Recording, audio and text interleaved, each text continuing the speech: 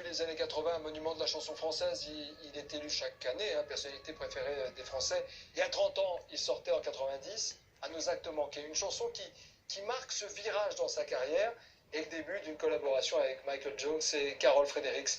C'est le début aussi du retrait de Jean-Jacques Goldman de la scène médiatique. C'est notre story de la semaine. Elle est signée Jérôme Becquet.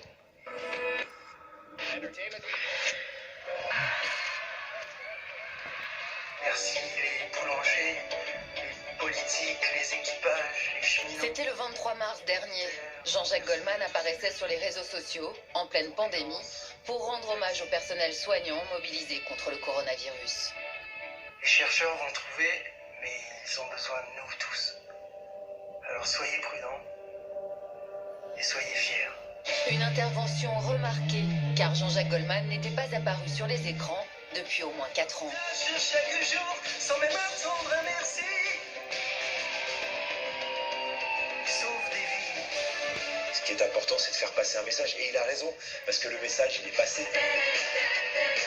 Jean-Jacques Goldman, un chanteur aussi rare qu'incontournable. 40 ans de carrière, 30 millions d'albums vendus et des tubes qui traversent les générations. C'est un chanteur populaire au sens premier du terme, c'est-à-dire c'est un chanteur qui chante pour le peuple. Jean-Jacques Goldman, c'est des millions de disques, c'est la star, quoi. Une star qui, il y a presque 30 ans, alors au top de sa carrière et de sa notoriété, a décidé de se retirer de la scène. Cette dévotion à son égard, lui pense que c'est pas justifié, et par ailleurs, je pense qu'il aime pas ça. Une chanson marque ce virage médiatique, À nos actes manqués. À nos actes manqués. Un titre qu'il chante en trio en 1990 avec Carol Fredericks et Michael Jones, ses derniers complices de scène. Il a parfaitement conscience qu'il est la pièce centrale de ce trio, mais lui, ça lui permet d'être un peu plus en retrait. Pourquoi Jean-Jacques Goldman a-t-il voulu retourner dans l'ombre alors qu'il était au sommet de sa gloire? Et comment est-il parvenu à disparaître sans pour autant se faire oublier? Alors on va lui faire un triomphe. Jean-Jacques Goldman. Nous sommes en 1981. Jean-Jacques Goldman, 30 ans, encore inconnu du grand public, sort son premier single. Il suffira d'un signe.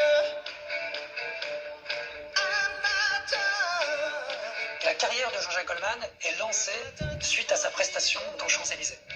En fait, à partir de là, Jean-Jacques, il va enchaîner les tubes. Et avec, au tout début de sa carrière, une thématique assez intéressante. D'ailleurs, je te donne générosité, encore un matin. Encore un matin pour rien, une argile au creux de mes mains. C'est prendre sur soi, le positivisme, aller de l'avant. Toutes ces chansons, cette énergie que Jean-Jacques Goldman impulse dans des années 80 qui sont un peu des années fake. Concert à guichet fermé, album qui dépasse le million de ventes. Jean-Jacques Goldman accède au rang de superstar, un peu malgré lui. Jean-Jacques Goldman n'a jamais envisagé, ni rêvé d'être sur le devant de la scène, ni même chanter ses propres chansons. Il n'a pas envie d'être sur le devant de la scène. Lui, ce qu'il aime, c'est écrire et composer. Il fait pourtant désormais bien partie des chanteurs qui comptent, aux côtés de France Gall, Renaud ou encore Daniel Balavoine, qui va devenir son mentor. Ensemble, ils soutiennent des causes humanitaires, comme en 1985, lors du concert de Chanteurs sans frontières pour l'Éthiopie.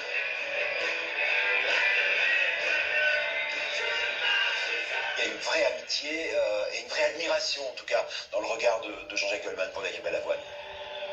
Même s'il n'a pas une grande gueule, Goldman est un homme engagé. Et puis, peut-être que Goldman retrouve chez Balavoine ce grand frère. Jean-Jacques Goldman est également très proche de l'humoriste Coluche, qui à cette époque lance les Restos du Cœur pour venir en aide aux plus démunis.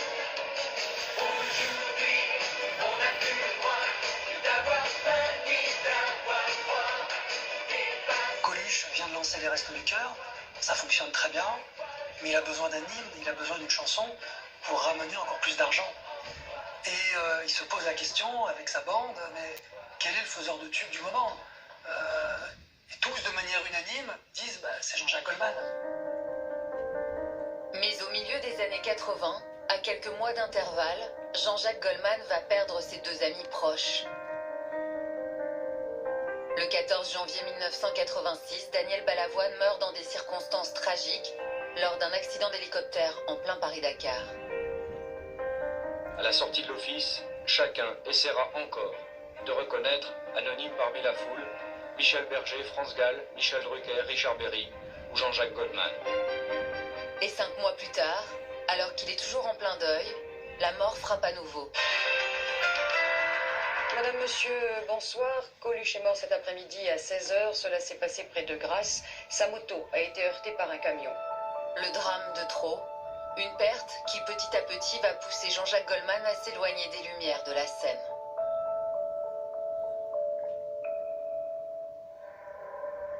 C'est désormais dans l'ombre d'autres chanteurs qu'il s'épanouit, avec un album sur mesure pour Johnny Hallyday.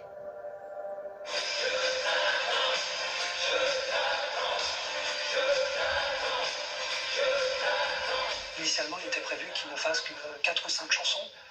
Et au final, il va faire l'intégralité de l'album avec de très grands succès comme Je te promets, L'envie. C'est l'un des albums qui a rencontré le plus de succès.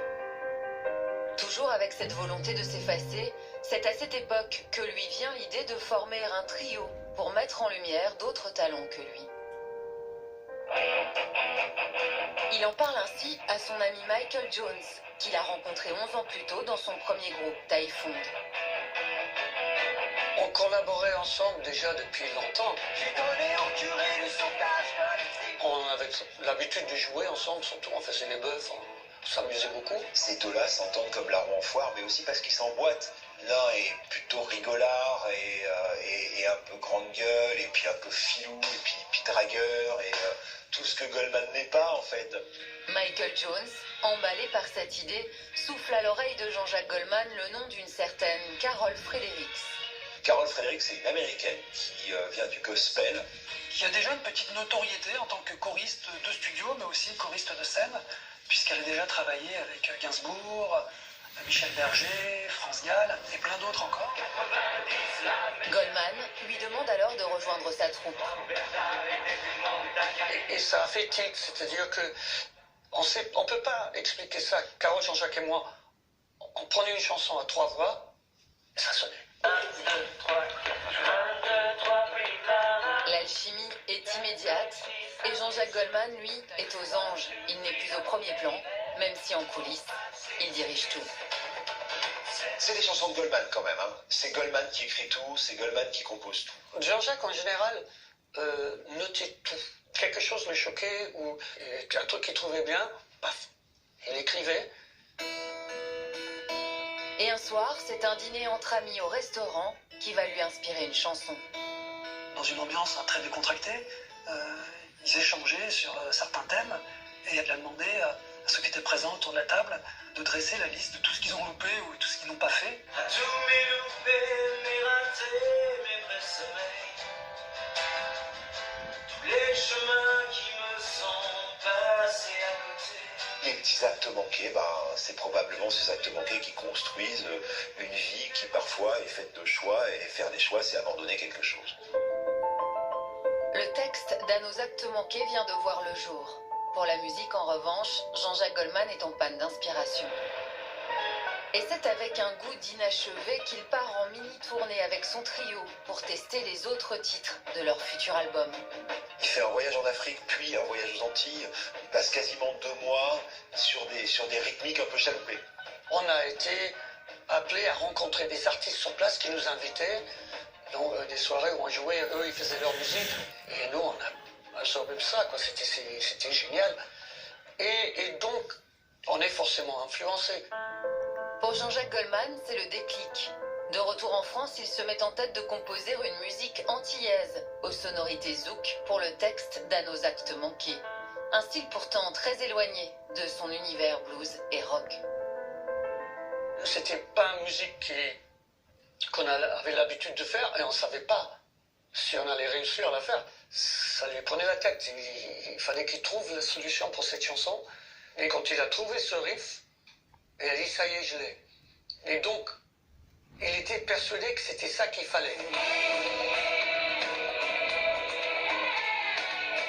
À sa sortie, la chanson se classe directement en 2e position position du top 50 et devient le tube de l'été 1991.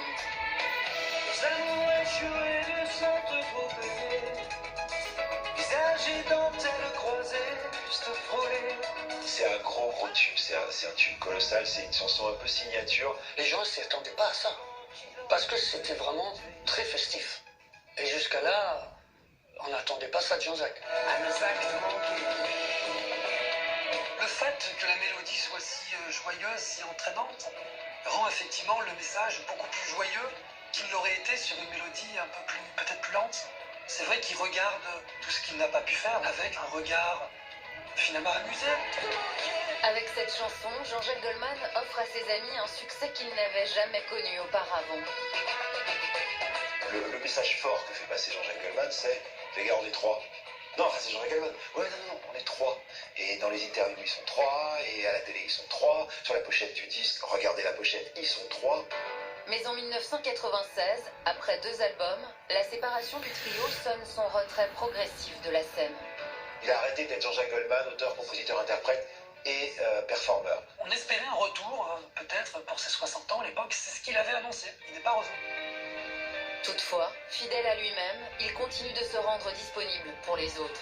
Il a écrit pour beaucoup d'artistes. Je pense à Calogero, je pense à Christophe Maé.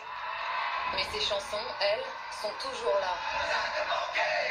En 2010, le chanteur Matt Pokora sort une reprise d'À nos actes manqués, 20 ans après l'original.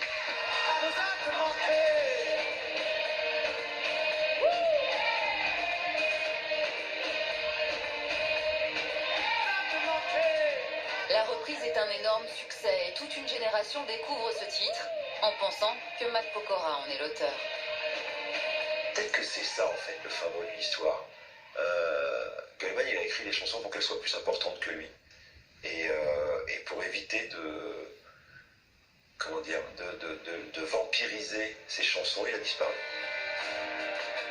Depuis 2003, Jean-Jacques Goldman profite d'une retraite à son image, discrète, entre Marseille et Londres, où il vit en famille, loin de toute attention médiatique.